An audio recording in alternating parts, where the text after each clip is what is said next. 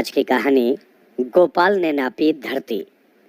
हमेशा की तरह उस दिन भी महाराज कृष्णचंद्र अपने दरबार में बैठे हुए थे कि तभी द्वारपाल ने उनके पास पहुंचकर सूचित किया, हुजूर, मुर्शिदाबाद के नवाब के यहाँ से एक संदेश वाहक आया है।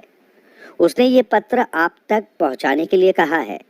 ये कहकर द्वारपाल ने सम्मानपूर्वक शाही मोहर लगा एक पत्र महाराज को दे दिया। नवाब का नाम सुनते ही महाराज कृष्णचंद्र का दिल धड़क उठा। पत्र को हाथ में लेकर वे मन ही मन बुदबुदा उठे, आ गई फिर कोई नई मुसीबत। उन्होंने हाथ के संकेत से द्वारपाल को जाने का संकेत किया और पत्र खोलकर पढ़ने लगे। पत्र पढ़ते ही उनकी हालत खराब होने लगी। दिल बुरी तरह धड़कने लगा। माथे पर पसीने की बूंदें चुह चुहा आई।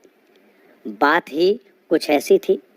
उस सन की नवाब मीर जफर ने सचमुच उनके सामने एक मुसीबत खड़ी कर दी थी। इस बार उसने जो संदेश भेजा था उसका विवरण कुछ इस प्रकार था।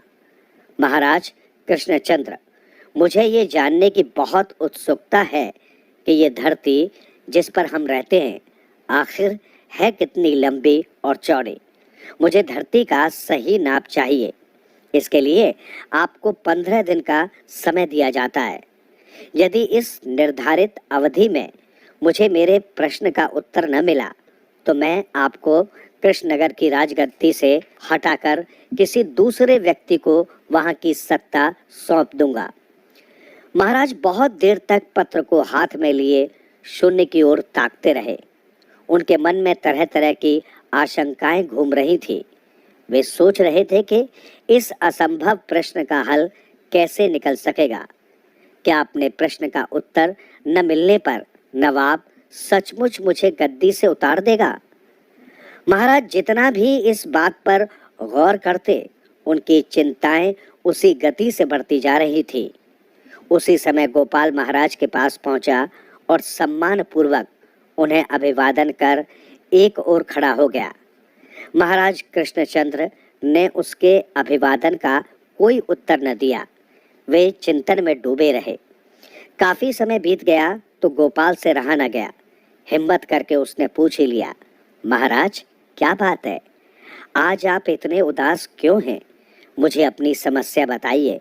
हो सकता है कि मैं आपकी चिंता का निवारण कर सकूं। तुम भी इस समस्या से नहीं निपट सकोगे गोपाल। समस्या ही ऐसी है, महाराज बोले। पर महाराज आप बताइए तो सही, आपकी चिंता दूर करने के लिए आपका ये सेवक अपनी जान की बाजी लगा देगा, गोपाल ने कहा। महाराज ने तब सारी घटना उसे बता दी। सुनकर गोपाल ने कहा, महाराज आप बिल्कुल चिंता न करें, मैं आपकी इस समस्या को चुटकियों में हल कर दूंगा। परंतु कैसे कैसे तुम इतनी बड़ी धरती का नाप ले सकोगे? महाराज ने चिंतित स्वर में पूछा। उसकी बात छोड़िए महाराज, नवाब ने आपको 15 दिन का समय दिया है ना। मैं 1 हफ्ते में ही नवाब के प्रश्न का उत्तर दे दूंगा। बस आप 25 बैलगाड़ी भरकर बटे हुए सूत का इंतजाम करा दीजिए। 25 बैलगाड़ी भरकर सूत? आश्चर्य से महाराज ने पूछा, इतना सूत तो पूरे नगर में भी नहीं मिलेगा। मिल जाएगा, यहाँ नहीं मिलेगा तो दूसरे नगरों में मिल जाएगा। आप यहाँ के राजा हैं, इतने सूत का इंतजाम करवाना आपके लिए कौन सा मुश्किल काम है। महाराज कृष्णचंद्र को गोपाल की बुद्धि पर बहुत भरोसा था। वे जानते थे कि गोपाल जरूर इस कार्य को पूरा कर दिखाएगा। पहले भी वो अनेक बार अपनी चतुराई से असंभव से देखने वाले कार्य को पूरा करके दिखा चुका था। उन्होंने सारा प्रबंध करने के लिए अपनी सहमति व्यक्त कर दी। जब सारा प्रबंध हो गया तो गोपाल ने सारा सूत 25 बैलगाड़ियों में लदवाया और चल पड़ा मुर्शिदाबाद की ओर। 2 दिन की यात्रा के बाद बैलगाड़ियों का काफिला नवाब के महल के सामने पहुंचकर रुका। गोपाल ने अपने आने की खबर नवाब के पास पहुंचाई तो नवाब ने तत्काल उसे अंदर बुलवा लिया। नवाब गोपाल से भली भांति परिचित था कि ये व्यक्ति राजा कृष्णचंद्र का दरबारी है। अतः उसने छूटते ही पूछा, धरती की नाप लाए हो गोपाल? लाया हूँ हुजूर। तो उसे पेश करो ना। नवाब ने आदेश दिया, हुजूर, उसके लिए आपको थोड़ी सी जहमत उठानी पड़ेगी, आपको बाहर चलना पड़ेगा। नवाब धरती की नाप देखने के लिए उतावला हो रहा था। वो तुरंत गोपाल के साथ चल पड़ा। गोपाल उसे बैलगाड़ियों के काफिले के पास ले आया। बोला, संभलवा लीजिए हुजूर, ये है धरती का सही नाप। क्या मतलब? नवाब ने असमंजस भरे स्वर में पूछा। मतलब स्पष्ट है हुजूर, इन गाड़ियों में बटे हुए सूत के गोले भरे पड़े हैं। एक गाड़ी के गोलों की संख्या है 10,000। कुल मिलाकर 25 गाड़ियां हैं।